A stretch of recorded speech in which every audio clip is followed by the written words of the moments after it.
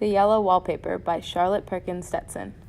It is very seldom that mere ordinary people like John and myself secure ancestral halls for the summer. A colonial mansion, a hereditary estate, I would say, a haunted house, and reach the height of romantic felicity, but that would be asking for too much of fate. Still, I proudly declare that there is something queer about it. John laughs at me, of course, but one expects that in marriage. John is a physician, and, you see, he does not believe I am sick, and what can one do? He says the same thing. Personally, I disagree with his ideas. Personally, I believe that congenial work with excitement and change would do me good. But what is one to do? So I will let alone and talk about the house. The most beautiful place. It is quite alone, standing well from the back road, quite 3 miles from the village. It makes me think of English places that you read about, for there are hedges and walls and gates that lock, and lots of separate little houses for the gardeners and people. There's a delicious garden. I never saw such a garden. Large and shady, full of box-boarded paths, and lined with long grape-covered arbors with seats under them. I am afraid, but I don't care. There is something strange about this house. I can feel it. I even said to John one moonlight evening, but he said what I felt was a draught, and shut the window. I get so unreasonably angry with John sometimes. I'm sure I never used to be so sensitive. I think it's due to this nervous condition. But John says if I feel so I shall neglect proper self-control. So I take pains to control myself, before him, at least, and that makes me very tired. I don't like our room a bit. I wanted one downstairs that opened to the piazza and had roses all over the window and such pretty old-fashioned chintz hangings, but John would not hear of it. He said that there was only one window and not room for 2 beds, and no near room for him if he took another. He is very careful and loving and hardly lets me stir without special direction. I have a special prescription for each hour in the day. He takes all care from me, and so I feel basely ungrateful not to value it more. He said we come here solely on my account, that I was to have perfect rest and all air I could get. Your exercise depends on your strength, my dear, said he, and your food somewhat on your appetite, but air you can absorb all the time. So we took the nursery at the top of the house. It's a big, airy room, the whole floor nearly, with windows that look all ways and sunshine galore. It was nursery first, and then playground and gymnasium, I should judge, for the windows are bared for little children, and there are rings and things in the walls. The paint and paper look as if boys' school had used it. It is stripped off, the paper, in great patches all around the head of my bed, about as far as I can reach, and in great place on the other side of the room low down. I never saw worse paper in my life. The color is repellent, almost revolting, a smoldering, unclean yellow, strangely faded by slow-turning sunlight. It is a dull yet lurid orange in some places, a stickly slippered tint in others. No wonder the children hated it. I should hate it myself, if I had to live in this room long. There comes John, and I must put this away. He hates to have me write a word. We have been here 2 weeks, and I haven't felt like writing before since that first day.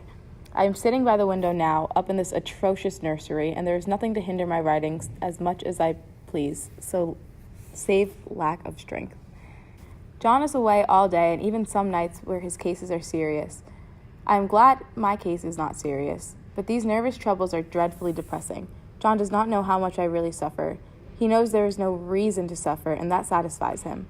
I suppose John never was nervous in his life. He laughs at me so much about this wallpaper. At first he meant to repaper the room, but afterwards he said that I was letting it get the better of me, and that nothing was worse for a nervous patient than to give way to such fantasies. He said that after the wallpaper was changed, it would be heavy bedstead, and then barred windows, and then the gate at the head of the stairs, and so on. It is getting to be a great effort for me to think straight, just this nervous weakness, I suppose, and dear John gathered me up in his arms and just carried me upstairs and laid me on the bed and sat by me and read to me until I was tired my head. He said I was his darling and comforted me all he had, and that I must take care of myself for his sake and keep well. There are things in that paper that nobody knows but me, or ever will. Behind that outside pattern, the dim shapes get clearer every day. It is always the same shape, only very numerous, and it is like that woman stooping down and creeping about behind that pattern. I don't like it a bit. I wonder, I begin to think. I wish John would take me away from here. It is so hard to talk to John about my case because he is so wise and because he loves me so, but I tried it last night. It was moonlight. The moon shines in all around just as the sun does. I hate to see it sometimes. It creeps so slowly and always comes in by one window or another. John was asleep, and I hated to waken him, so I kept still and watched the moonlight on that undulating wallpaper till I felt creepy. The faint figure behind seemed to shake the pattern just as if she wanted to get out. I got up softly and went to feel it and see if the paper did move, and when I came back, John was awake. "What is it, little girl?" he said. "Don't go on walking like that. You'll get cold." I thought it was a good time to talk, so I told him I really was not gaining here and that I wished he would take me away. "Why, darling?" he said. "Our lease will be up in 3 weeks, and I can't see how to leave before. The repairs are not done at home, and I cannot possibly leave this town just now. Of course, if you were in any danger, I could and would, but you really are better, dear, whether you can see it or not. I'm a doctor, dear, and I know. You are gaining flesh and color, your appetite is better. I really feel much easier about you." "I don't weigh a bit more," said I, "nor as much, and my appetite may be better in the evening when you are here, but it is worse in the morning when you are away." "Bless her little heart," said he with a big hug.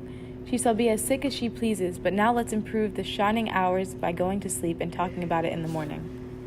"And you won't go away?" I asked gloomily. "Why, how can I, dear? It is only 3 weeks more, and then we will take a nice little trip of a few days while Jeanie is getting the house ready."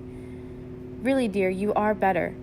"Better in body, perhaps," I began, and stopped short, for he sat up straight and looked at me with such a stern, reproachful look that I could not say another word. So of course I said no more on that score, and we went to sleep before long. He thought I was asleep first, but I wasn't.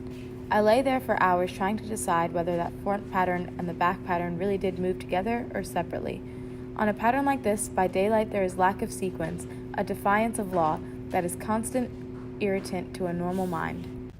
The color is hideous enough and unreliable enough and infuriating enough, but pattern is torturing. The outside pattern is a florid arabesque reminding one of a fungus. If you can only imagine a toadstool in joints, an interminable string of toadstools, budding and sprouting in endless convulsions. Why is something like that?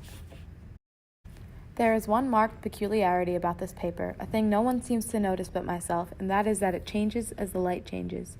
When the sun shoots in through the east window, I always watch for that first long, straight ray. It changes so quickly that I can never quite believe it. That is why I watch it always. By moonlight, the moon shines in all night when there is a moon, and I wouldn't know it was the same paper. At night, in any kind of light, in twilight, candlelight, lamplight, and worst of all by moonlight, it becomes bars. The outside pattern, I mean, and the woman behind it as plain as can be. I didn't realize for a long time what the thing was that shone behind, that dim sub-pattern, but now I am quite sure that it is a woman. I lie down ever so much now. John says it is good for me, and to sleep all I can. Indeed, he started the habit by making me lie down for an hour after each meal.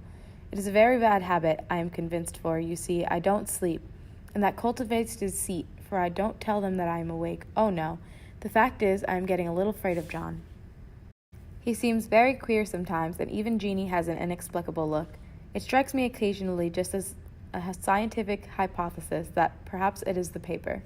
I have watched John when he did not know I was looking and come into the room suddenly on the most innocent excuses, and I've caught him several times looking at the paper, and Jenny too. I caught Jenny with her hand on it once. Life is very much more exciting now than it used to be. You see, I have something more to expect, to look forward to watch. I really do eat better and am more quiet than I was. John laughed a little the other day, and I seemed to be flourishing in spite of my wallpaper. I turned it off with a laugh. I had no intention of telling him that it was because of the wallpaper. He would make fun of me. He might even want me to take me away. There are always new shots of fungus and new shades of yellow all over it. I cannot keep count of them, though I have tried conscientiously. It is the strangest yellow, that wallpaper. It makes me think of all the yellow things I ever saw. Not beautiful ones like buttercups, but old, foul, bad yellow things. But there is something else about that paper. The smell. I noticed it the moment we have had a long week of fog and rain, and whether the windows are open or not, the smell is here. It creeps all over the house. I find it hovering in the dining room, sulking in the parlor, hiding in the hall, lying in wait for me on the stairs. Even when I go to ride, if I turn my head suddenly and surprise it, there is that smell. Such a peculiar odor, too. I have spent hours in trying to analyze it and find out what it smelled like. It is not bad at first, and very gentle, but quite the subtlest, most enduring odor I have ever met. But now I am used to it. The only thing I can think of is the color of the paper, a yellow smell. There's a very funny mark on this wall, low down near the mopboard, a streak that runs round the room. It goes behind every piece of furniture except the bed, a long, straight, even smooch. as if it had been rubbed over and over. I wonder how it was done and who did it, and what they did it for. Round and round and round. Round and round and round. It makes me dizzy. I really have discovered something at last. Sometimes I think there are a great many women behind, and sometimes only one, as she crawls around fast and her crawling shakes it all over. Then in the very bright spots she keeps it still, and in the very shady spots she kind of holds the bars and shakes them hard. And she is all the time trying to climb through, but nobody could climb through that pattern. It strangles so.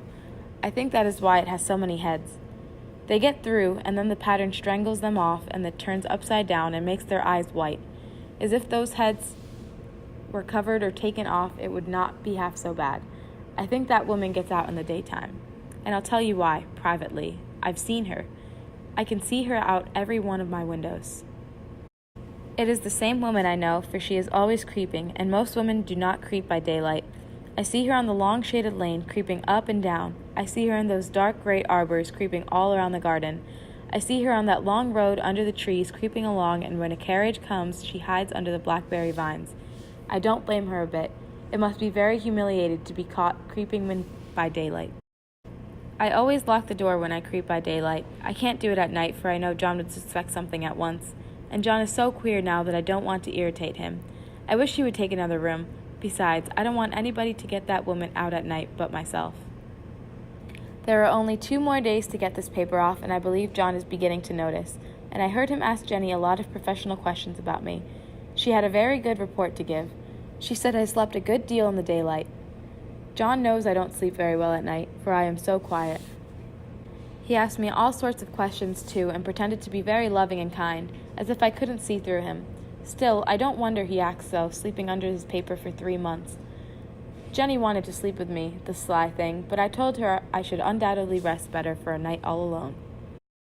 Then when the sun came and that awful pattern began to laugh at me, I declared I would finish it today. We go away tomorrow, and they are moving all my furniture down again to leave things as they were before. Jenny looked at the wall in amazement, but I told her merely that I did not out of pure spite at that vicious thing. She laughed and said she wouldn't mind doing it herself, but I must not get tired. But I am here, and no person touches this paper but me, not alive. But now she is gone, and the servants are gone, and the things are gone, and there is nothing left but that great bedstead nailed down, with the canvas mattress we found it on. We shall sleep downstairs tonight, and take the boat home tomorrow. I quite enjoy the room now it is bare again, but I must get to work. I have locked the door and thrown the key down into the front path. I don't want to go out, and I don't want to have anybody come in till John comes. I want to astonish him. I've got a rope up here that even Jenny did not find. If that woman does get out and tries to get away, I can tie her. But I forgot I could not reach far without anything to stand on. Then I peeled off all the paper I could reach standing on the floor. It sticks horribly, and the pattern just enjoys it. All those strangled heads and bulbous eyes and whiting fungus growth just shriek with derision. I am getting angry enough to do something desperate. To jump out of the window would be an admirable exercise, but the bars are too strong to even try. Besides, I wouldn't do it. Of course not. I know well enough that a step like that is improper and might be misconstrued. I don't like to look out the windows even. There are so many of those creeping women, and they creep so fast. I wonder if they all come out of that wallpaper as I did. How he does call and pound. Now he's crying for an axe. It would be a shame to break down that beautiful door. John, dear, I say in the gentlest voice, the key is down by the front steps under a plantain leaf. That silenced him for a few moments. Then he said, very quietly indeed, open the door, my darling. I can't, I said. The key is down by the front door under a plantain leaf. And then I said it again several times, very gently and slowly, and said it so often that he had to go and see. And he got it, of course, and came in. He stopped short by the door. What is the matter? He cried. For God's sake, what are you doing? I keep on creeping just the same, but I look at him over my shoulder. I've got out at last, said I, in spite of you and Jenny, and I've pulled off most of the paper so you can't put me back. Now why should that man have fainted? But he did, and right across my path by the wall so that I had to creep over him every time.